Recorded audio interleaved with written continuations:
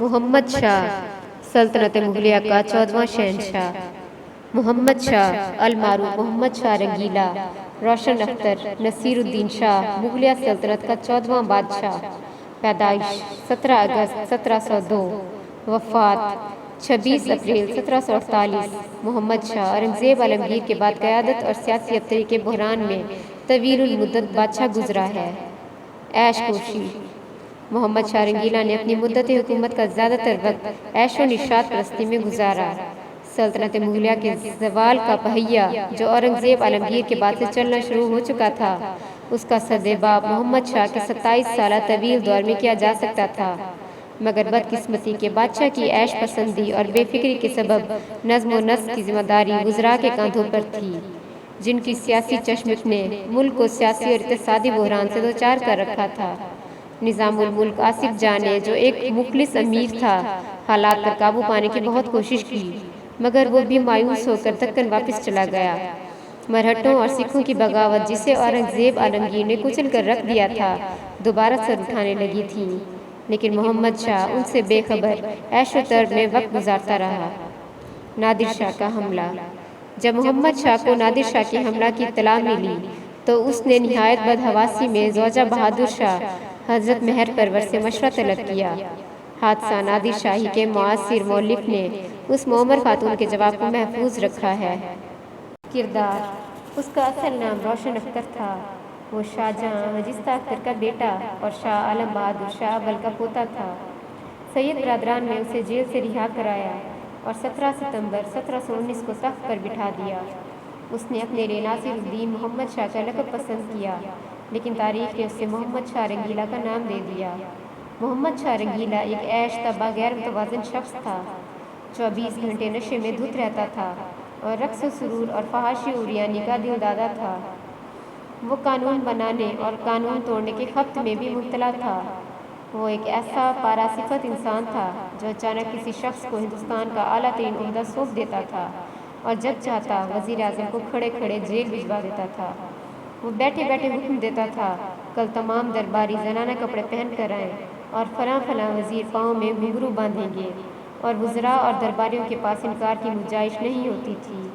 وہ دربار میں آتا تھا اور اعلان کر دیتا تھا، جیل میں بند تمام مجرموں کو آزاد کر دیا جائے اور اتنی ہی تعداد کے برابر مزید لوگ جیل میں ڈال دیے جائیں۔ بادشاہ کے حکم پر سپاہی شہروں میں نکلتے تھے اور انہیں راستے میں جو بھی شخص ملتا تھا وہ اسے پکڑ کر جیل میں پھینک دیتے تھے۔ وہ وزارتیں تقسیم کرنے اور خلعتیں پیش کرنے کا بھی شوقین تھا۔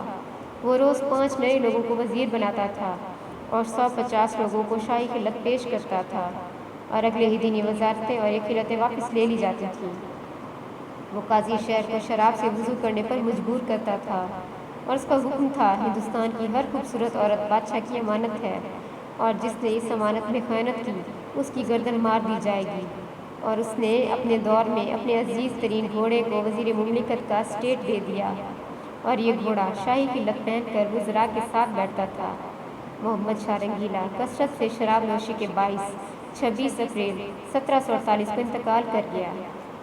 جنگ کرنال اور دہلی کی بربادی 1738 میں نادر شاہ نے قندھار پر قبضہ کر کے ہوتکی سلطنت کا خاتمہ کر دیا تھا۔ میر وائس ہوتک نے 1709 میں صفوی سلطنت کو شکست دے کر قندھار میں ہوتکی سلطنت کی بنیاد رکھی، جو 1738 میں نادر شاہ حملہ تک قائم رہی۔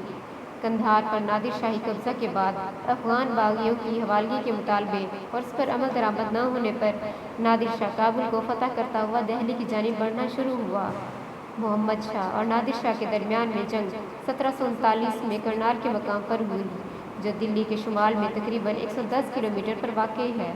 محمد شاہ کی 1 لاکھ سے زائد فوج نادر شاہ کی 55,000 فوج کا مقابلہ نہ کر سکی۔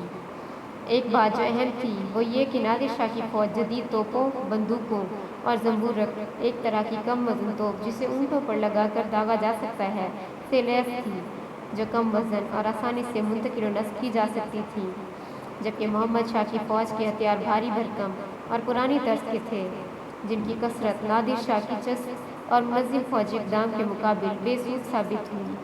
بھاری بھرکم ہتھیار اور غیر منظم فوج اگر کثیر ہو تو وہ چست اور متحرک فوج کا آسانی سے نشانہ بن جاتی ہے۔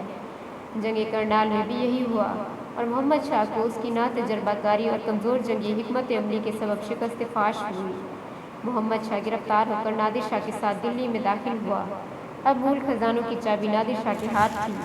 اہلیان شہر کی بغاوت اور نادری فوجوں کے قتل کے واقعے پر نادر شاہ نے قتل عام کا حکم دیا اور دلی میں لوٹ مار اور غارت گری شروع ہوئی۔ نادر شاہ جب دلی سے لوٹا تو اس کے ہمراہ بیش بہا دولت تھی۔